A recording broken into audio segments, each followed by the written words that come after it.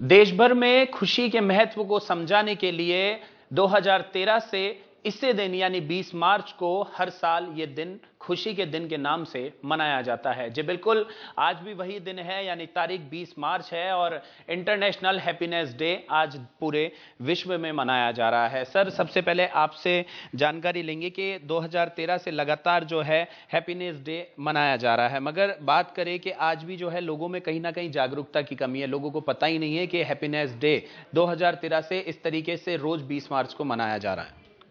देखिए, सबसे पहले तो आप सबको आज वर्ल्ड हैप्पीनेस डे पे बहुत बहुत हैप्पीनेस मिले और आगे भी बरकरार रहे, ऐसी उम्मीद के साथ में अपन शुरू करते हैं। देखिए, हैप्पीनेस जो है वो एक कॉन्सेप्ट है कि मन में खुशी का आभास होना, है ना। मन में से अंदर से खुशी आना।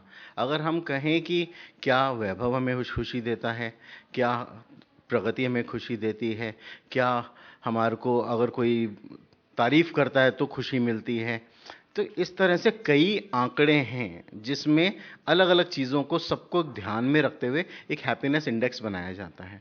और अब अगर अपन बात करें तो सबसे विकसित देश की बात करें अगर हम अमेरिका की, तो अमेरिका टॉप पे नहीं है, या अभी नया उभरता चेहरा चाइना है तो चाइना टॉप पे नहीं है, बल्कि वो शहर और वो देश जो कि बहुत पीछे है इन सब मामलों में, लेकिन भूटान वो सबसे टॉप में है। तो हैप्पीनेस जो है वो एक परसेप्शन है, एक अंदर की फीलिंग है कि मैं खुश हूँ, मुझे मेरे जीवन से चाहिए जो वो मुझे मिल रहा है और मैं अपनी इस लाइफ को एंजॉय कर पा रहा हूँ।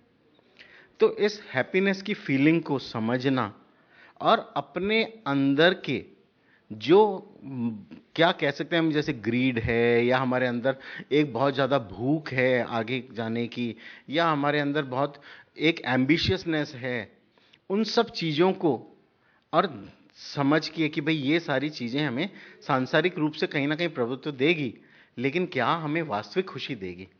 और उस वास्तविक खुशी के लिए जब हम प्रयास करते हैं तो हम इन सब चीज़ों को एक सीमित लेवल तक लेके जाते हैं और उसके बाद फिर हम आगे बढ़ जाते हैं। इन सब चीज़ों को ध्यान में रख के इस सब के महत्व को समझाने के लिए इस देश में ही नहीं बल्कि पूरे विश्व में इस दिवस को मनाया जाता है। सर, खुशी हर चीज में ढूंढी जा सकती है। आपको अगर खुश रहना है तो किसी पर्टिकुलर रीजन की आवश्यकता नहीं है, आप किसी भी चीज में अपनी खुशी ढूंढ सकते हैं। मगर सर, बात करें कि जिस तरीके से हमारे राज्य में खास तौर से जो कहा जाता है शिक्षा नगरी कोटा की अगर बात करें, युवाओं में जिस तरीके से आजकल मामले देखने को मिल रहे हैं, हम हर रोज सुन रहे हैं कि कोटा में जो छोटे छोटे बच्चे हैं किस तरीके से सुसाइड करते नजर आ रहे हैं, उसका क्या कारण है सर? हालांकि आज हम खुशी का दिन मना रहे हैं और एक तरफ ये चीजें भी सुनने को मिलती है कि छोटे छोटे बच्चे जो कहे कि अंडर एज में 15 से 16 की उम्र में जब पढ़ने जाते हैं और इस तरीके के बड़े कदम उठाते हैं। देखिए, एक बात समझें, सुसाइड जो है ना वो एक एक्ट नहीं है मात्र, वो एक अपने आप में एक टोटल फीलिंग है, हेल्पलेसनेस की, होपलेसनेस की, वर्थलेसनेस की, एसोसिएटेड गिल्ट की। ये सारी चीज़ें जब जुड़ कर के और उस व्यक्ति को चारों तरफ से घेर लेती है और जब उसे ऐसा महसूस होता है कि अब कोई मार्ग शेष नहीं बचा है, कोई मदद करने वाला नहीं है और मैं अपनी बात किसी से कह नहीं सकता हूँ, तब फिर इस प्रकार का कदम कोई व्यक्ति उठाता है। एक छोटी सी चोट भी अगर हमें लग जाती है तो हमें बहुत दर्द महसूस होता है और हम कोशिश करते हैं कि दोबारा हमें छोटी सी चोट भी नहीं लगे।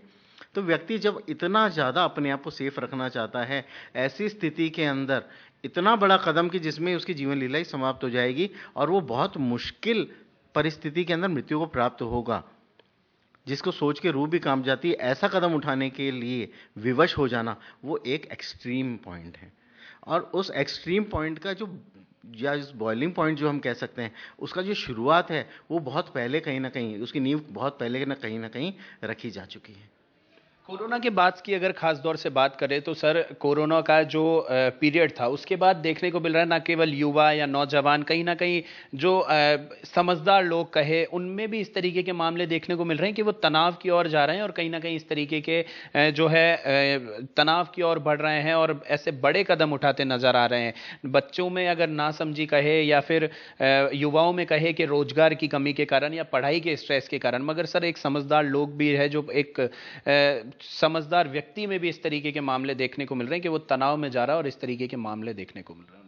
आप बिल्कुल सही कह रहे हैं। देखिए, ऐसा है कि आज जिस प्रकार से प्रतिस्पर्धा का दौर है, अपने आप को साबित करने का दौर है, अत्यधिक महत्वाकांक्षाएं हैं, ऐसी परिस्थिति में बहुत ज़्यादा प्रेशर हर व्यक्ति अपने ऊपर लेता है। और जो व्यक्ति अपने तनाव को झेलने में सक्षम नहीं होता है, वो कहीं ना कहीं फिसलता चला जाता है। देखिए, तनाव एक हर व्यक्ति के लिए आवश्यक होता है। अगर मुझे ज़रा भी तनाव नहीं है, ज़रा भी चिंता नहीं है, तो मैं परीक्षा की तैयारी नहीं करूँगा, मैं रेलवे स्टेशन पे टाइम पे अपनी गाड़ी पकड़ने नहीं पहुँच पाऊँगा, मैं कोई भी कार्य अपनी समय अवधि पे नहीं कर पाऊँगा अगर मुझे उसकी चिंता नहीं है। लेकिन इतनी अत्यधिक चिंता करना और नेगेटिव एटीट्यूड के साथ उस चीज़ को, नेगेटिव परिदृश्य के साथ उस चीज़ को जोड़ के देखना और असफलताओं के भय से ग्रसित होके अपने आप को और ज़्यादा झोंकना, जब इस प्रकार की मनोस्थिति के साथ आदमी काम करता है तो वो एक नेगेटिव प्रेशर, नेगेटिव एनवायरनमेंट और एक नेगेटिव ऑरा क्रिएट होता है। और वो उस व्यक्ति के चारों तरफ इस प्रकार से रहता है कि वो व्यक्ति उसके बाहर देख ही नहीं पाता, सोच ही नहीं पाता, समझ ही नहीं पाता। और ऐसी स्थिति में हम कहें कि ये व्यक्ति कितना समझदार है, या कितने अच्छे परिवेश से आता है, या इसने कितनी पढ़ाई कर रखी है, कितना शिक्षित है, ये सब चीज़ें बेमानी हो जाती हैं। मेन बात है कि हमारा जो कोपिंग मैकेनिज्म है वो क्या है। जब भी हमें तनाव होता है तो हम उस तनाव को किस प्रकार से हैंडल करते हैं। क्या हमारे मस्तिष्क में आगे के लिए और ऑल्टरनेटिव्स हैं कि ठीक है, अगर मैं ये काम नहीं कर पाया तो मैं ये कर लूँगा, लेकिन इससे मेरी जीवन समाप्त नहीं होता है। अगर मैं ये काम करके दूसरा काम अगर कर लेता हूँ तो मेरी इससे इज्जत कम नहीं हो जाती है, मेरे माँ बाप का सम्मान कम नहीं हो जाता है, मेरे को लोग हे दृष्टि से देखेंगे, ऐसा नहीं है। जब मैं इन सब चीज़ों से ऊपर उठ करके समझने लगता हूँ तो वो तनाव कम हो जाता है और फिर व्यक्ति इस कदम को की तरफ नहीं बढ़ता है। जब इन सब चीज़ों में घुस जाते हैं और इनमें घिर जाते हैं तो फिर ऐसे कदम बढ़ते हैं।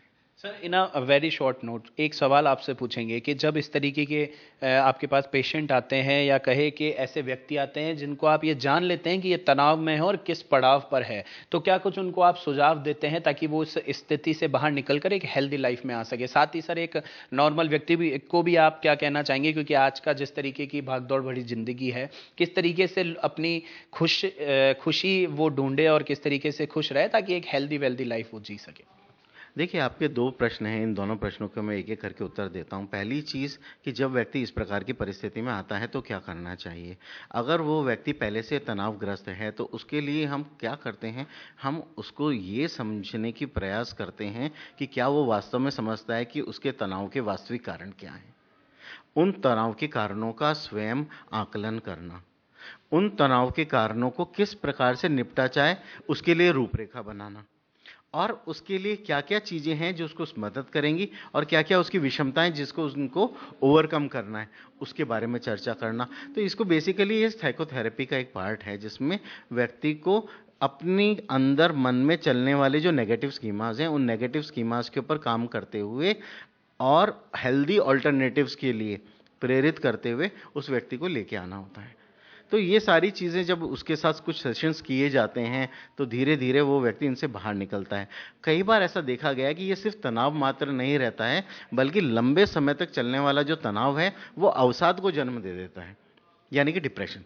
और जब वो अवसाद में चला जाता है व्यक्ति और इस प्रकार के नकारात्मक रसायन मस्तिष्क में बन जाते हैं, तो फिर उन रसायनों से लड़ने के लिए मात्र समझाइश काम नहीं करती है। ऐसे में फिर हमको फार्माकोलॉजिकल इंटरवेंशन भी करना पड़ता है, हल्की दवाओं का भी उपयोग करना पड़ता है, जिनकी वजह से वो रसायन वापस फटाफट पलटते हैं और व्यक्ति वापस से अपनी उसी कार्य क्षमता को लेके आ पाता है। तो पहली चीज़ तो ये है कि जिसमें व्यक्ति तनावग्रस्त हो गया। अब आम व्यक्ति जो कि अभी तक तनाव में है पर अवसादग्रस्त नहीं हुआ है, पर वो अपनी खुशी कैसे ढूंढे। सबसे अच्छी बात है खुशी को ढूंढने के लिए व्यक्ति को ये समझना कि कितना, कहाँ, कैसे महत्वपूर्ण है और कहाँ उसे ना बोलना आना चाहिए, कब उसे ना बोलना आना चाहिए। कि मेरे को ये कार्य करना है, मुझे अगर 5 कार्य दिए गए हैं और ये 5 कार्य के करना मेरे लिए संभव नहीं है, तो मैं अपने सामने वाले व्यक्ति को कह दूं भाई ये 3 काम ही कर पाऊंगा और ये अच्छी तरह कर पाऊंगा और गुणवत्ता के साथ कर पाऊंगा। जब वो कार्य व्यक्ति अच्छे से करेगा तो उसके मन में एक खुशी मिलेगी, उसको सेंस ऑफ अकम्प्लिशमेंट, और वो उसको और आगे अच्छे कार्य करने के लिए प्रेरित करेगी। पहली चीज। दूसरी चीज, अपने आप को आगे करके रखना। हम अक्सर क्या करते हैं, हम सब कार्यों को अपने से आगे करके देखते हैं अपनी सब जिम्मेदारियों को अपने आगे करके देखते हैं और उसके पीछे वो व्यक्ति कहीं ना कहीं गुम जाता है।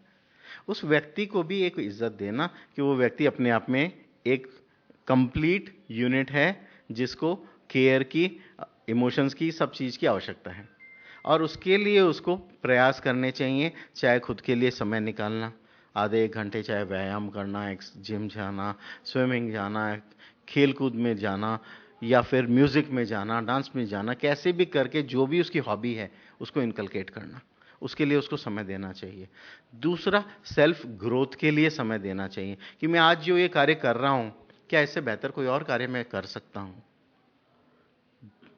तो जब व्यक्ति आगे बढ़ने के लिए नई नई चीज़ों के बारे में ज्ञान अर्जित करता है तो उसके ऑप्शंस खुलते हैं और उसको आगे बढ़ने में खुशी का अनुभव मिलता है। मोनोटोनस लाइफ जो है वो खत्म हो जाती है, नया स्पार्क उठता है। तीसरी चीज़, मैं किसी को हर्ट ना करूं पर कोई और भी मुझे हर्ट ना करे, इसका ख्याल रखना। तो उससे व्यक्ति को एक खुशी रहती है, उसका स्वावलंबन मजबूत रहता है और वो व्यक्ति अपने खुश होकर के अपना कार्य कर पाता है। चौथी चीज़ जो सबसे ज़्यादा हम नेगलेक्ट कर देते हैं वो है प्रकृति। यानी कि मेरा शरीर जो एक प्राकृतिक संरचना है उसको मैं महत्व दूं कि मैं अपना समय पे निद्रा लूं, समय पे भोजन लूं, एडिक्वेट रेस्ट लूं, ताकि मेरी बॉडी उन नेगेटिव टॉक्सिन्स को हटा सके जो बॉडी दिन भर में 24 आवर्स में जमा करती है, उसको एलिमिनेट कर सकूं और वो मेरे को आगे बायोलॉजिकली दोबारा परेशान करने में मदद ना करे। तो ये सारी चीज़ें हैं, चाहे वो सोशल हो, चाहे वो फिजिकल हो, चाहे वो इमोशनल हो, अपने एनवायरनमेंट से इंटरेक्शन हो। अब अपन सवेरे सवेरे कभी कभी जब सेंट्रल पार्क जाते हैं और वहाँ की ताज़ी हवा लेते हैं और जो कलरव हम सुनते हैं पक्षियों का, वो हमें एक असीम आनंद देता है। वो आनंद हमारे को ब्लॉकबस्टर मूवी में भी नहीं मिलता। तो प्रकृति के साथ में एक जुड़ाव होना, नेचर की तरफ वापस लौटना, अपने बेसिक्स को समझना और उनको अहमियत देना, ये सारी चीज़ें हमें कहीं ना कहीं हैप्पीनेस की तरफ लेके जाती हैं। जी बिल्कुल, देखिए जिस तरीके से डॉक्टर साहब ने भी हमें बताया कि जीवन में किस तरीके से खुश रहा जा सकता है, मगर खुश रहने के लिए आपको किसी वजह की ज़रूरत नहीं है। हर छोटी चीज़ में आप अपनी खुशी ढूंढ सकते हैं, मगर जीवन में खुश रहना बेहद ज़रूरी होता है क्योंकि जीवन बेहद अहम है। इसे अच्छे से खुश रहकर जिए, अपनों के साथ, अपनों खुद को भी और अपनों को भी खुश रहकर इस जीवन को यापन कीजिए। कैमरा पर्सन पवन शर्मा के साथ मैं प्रशांत यादव, इंडिया न्यूज़, जयपुर। और यहां रुक रहे हैं एक छोटे से ब्रेक के लिए। ब्रेक के उस पार जरूर देखिए टॉप 10 खबरें।